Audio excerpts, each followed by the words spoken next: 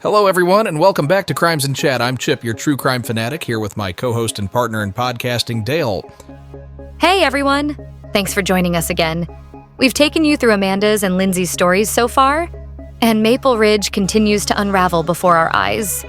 Tonight, we're diving into the chilling case of Emily Carter. This one not only adds more questions, but takes a shocking twist that connects all three victims in ways we never saw coming. That's right, Emily was a schoolteacher, a nature lover, and someone who lived life to the fullest. But her story ends in a way that's as tragic as it is mysterious. Before we get into the details, though, how's your week been, Dale? Oh, Chip.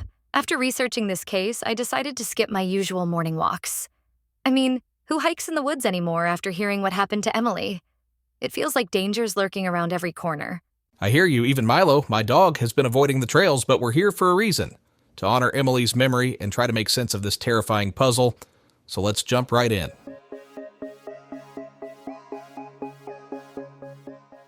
Emily Carter was a 32-year-old teacher, beloved by her students and known for her love of hiking. On the day she went missing, she had planned a short hike through Maple Ridge's Pine Hollow Trail, a route she knew well and often frequented. But tragically, she never returned.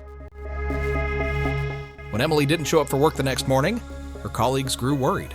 Her car was still parked at the trailhead, and a search party was quickly organized. 2 days later, her body was discovered deep in the woods, far off the main trail. The details are disturbing. Emily's body showed clear signs of a violent struggle. She fought hard, but her attacker overpowered her. Unlike Amanda and Lindsay, there was no doubt this time. The killer was methodical, leaving no evidence behind. And here's where it gets even stranger. Police reported that Emily's hiking gear was untouched. Her backpack, phone, and wallet were found neatly placed beside her, almost as if the killer wanted them to be discovered. Let's listen to a news segment from the day after Emily's body was found.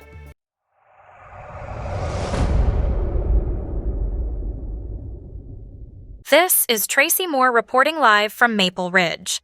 The quiet community is once again shaken as the body of Emily Carter was discovered deep within Pine Hollow Trail late last night. Sheriff Douglas addressed the media earlier today, stating that the investigation has now expanded significantly with the FBI officially taking the lead. We are working tirelessly to solve this case and bring justice to Emily and her family. At this time, we cannot share specific details, as it might compromise our efforts. However, I can confirm that there are no suspects in custody. Frustration is mounting among Maple Ridge residents.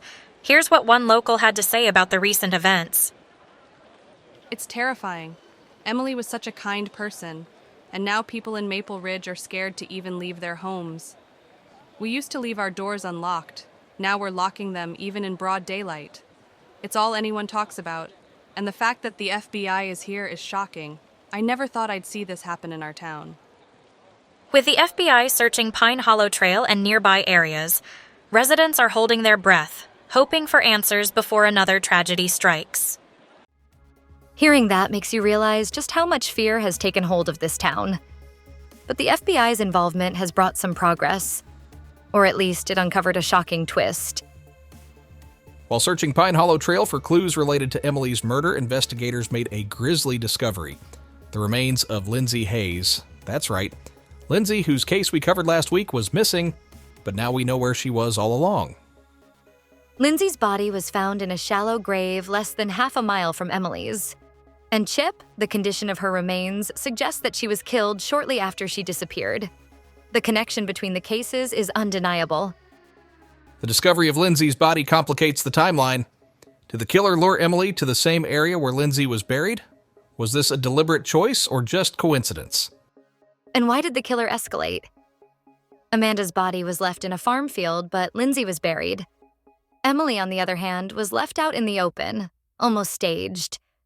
It's like the killer is sending a message. Now let's talk about the two main suspects. The FBI has been focusing on Mark Turner, a drifter with a criminal record, and Brian Simmons, the handyman with connections to Amanda and Lindsay. Both were questioned again after Emily's murder. Dale. Mark Turner was spotted near Pine Hollow Trail 2 days before Emily's disappearance. Witnesses say he looked agitated, pacing near the parking lot.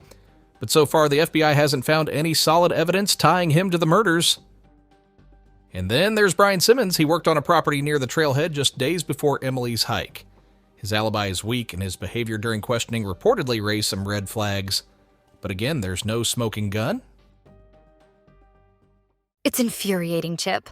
The FBI is pouring resources into this case, scouring the woods with dogs and drones, yet the killer remains elusive. And what about the possibility of a third suspect, someone we haven't even considered yet? If there's one thing this case has taught us, it's that Maple Ridge is full of secrets. Let's go back to Emily's final hours. Surveillance footage from a gas station shows her buying snacks and water around 4 p.m. She was alone and didn't seem concerned about anything.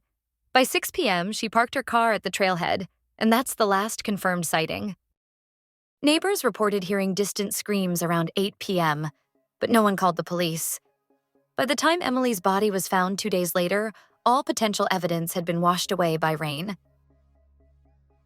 It's chilling to think that Emily might have been alive for hours, fighting for her life, while the killer roamed freely.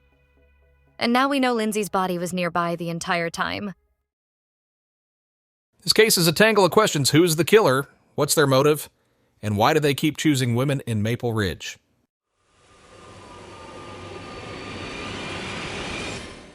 Emily's story, like Amanda's and Lindsay's, leaves us with more questions than answers. But there's one thing we know for sure, this killer won't stop unless they're caught. That's right, Chip. Don't miss the next episode. We all want to know who's this soulless killer. And as always here on Crimes and Chat, stay curious, stay cautious, and stay safe. See you next week.